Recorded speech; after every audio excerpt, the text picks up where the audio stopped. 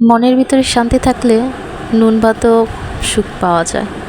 যাই হোক, আজকে অনেক আগের একটা ভিডিও নিয়ে আপনাদের সাথে শেয়ার করব। সেটা হচ্ছে রোজার মধ্যে যে ভিডিওগুলো আমি করছিলাম তার মধ্যে অনেক ভিডিও রয়ে গেছে। তো যাই হোক, আসসালামু আলাইকুম ওয়া রাহমাতুল্লাহি ওয়া বারাকাতুহু। কেমন আছেন সবাই? আশা করি আলহামদুলিল্লাহ ভালো আছেন। Welcome to my lessee blog. এই তো কত কষ্ট করে বাবুকে নিয়ে বসে বসে রোজার মধ্যে রোজা রাখা হয়েছিল। তারপরে যখন মনে হয়েছে জামাই যখন বলছে যে খাবে তাই করে দিছিলাম। ও বেশিরভাগ সময় বলতো ভর্তা করো, তারপরে হচ্ছে খুদের ভাপা রান্না করো, বা এটা করো সেটা করো। ছেলে বলতো এটা করো। আম্মু যেহেতু বাচ্চাটা রোজা থাকতো, তো ছেলের রোজা থাকতো, বিশেষ করে ওর চিন্তা করে আমার আরও বেশি করা হইতো। আলহামদুলিল্লাহ এবারকে আমার ছেলেটা 30টা রোজা পুরোই করছিল। আল্লাহর দরবারে লক্ষ লক্ষ কোটি কোটি শুকরিয়া যে ছেলেটা 5 ওয়াক্ত নামাজ পড়ার চেষ্টা করছে। আলহামদুলিল্লাহ পড়ছেও, তারপরে কোরআন তেলাওয়াত করছে, রোজা রাখছে 30টা। আলহামদুলিল্লাহ আল্লাহর কাছে শুকরিয়া যে মহান আল্লাহ অনেক কিছু খাওয়াইছিলেন রোজার মধ্যে। তার মধ্যে তো দেখা গেছে যে অনেক কিছু আপলোডও করিনি ইচ্ছে করে, বা রোজার মধ্যে আপলোড করব বা করব কি না এটা নিয়ে দ্বিধায় ছিলাম। অনেকে অনেক ধরনের কথা বলতো, ভয়ও লাগতো, খারাপও লাগতো। আবার মন চাইতো যে ভিডিও আপলোড দেই।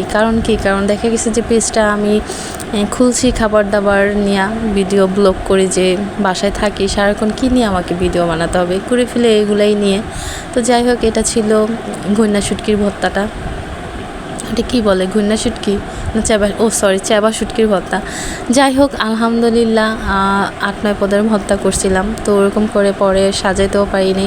ওর বাবাকে দেওয়ার সময় জাস্ট একটু সাজাই দিছিলাম। আলহামদুলিল্লাহ সেদিনকার বউয়াটা অনেক মজা হয়েছিল। তো আজকে মনে হলো যে অনেক দিন ধরে ভিডিওগুলো জমে পুরো গ্যালারিটা ভরে গেছে, যে ওরও খারাপ লাগতেছিল। মানে এটা বলার, আমি একটু ফান করেই বলি যে অ্যাকচুয়ালি ভিডিওর যেগুলো আমি রাখি ওরা তো আর কথা বলতে পারে না, বা ওদের রিয়েক্টও দেখাতে পারে না। তো যাই হোক, আলহামদুলিল্লাহ সব কিছু মিলায় জিলায় অনেক ভালো আছি। মহান আল্লাহর কাছে শুকরিয়া যে আল্লাহ অনেক ভালো রাখছে। আল্লাহ এত ভালো রাখছে যে কি বলবো, বলে বোঝানোর মতো না। আল্লাহর কাছে শুকরিয়া আদায় করি। অনেকে কথায় বলে যে মানুষকে সুখ আর দুঃখ কোনোটাই দেখাইতে হয় না, কিন্তু আমি জানি না যে কতটুকু সত্যতা আছে বা কতটুকু নাই।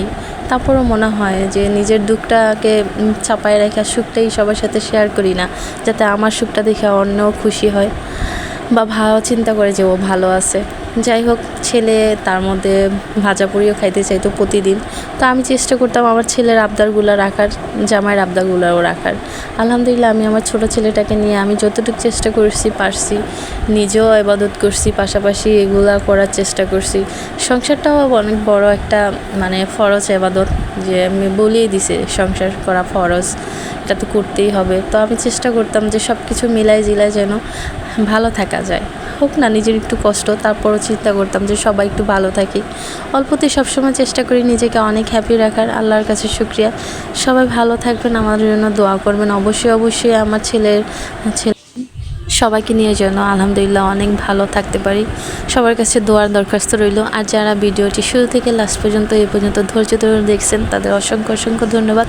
সবাই ভালো থাকবেন, সবার জন্য দোয়া রইল। ভিডিওটি আজকে এই পর্যন্তই। আল্লাহ হাফেজ।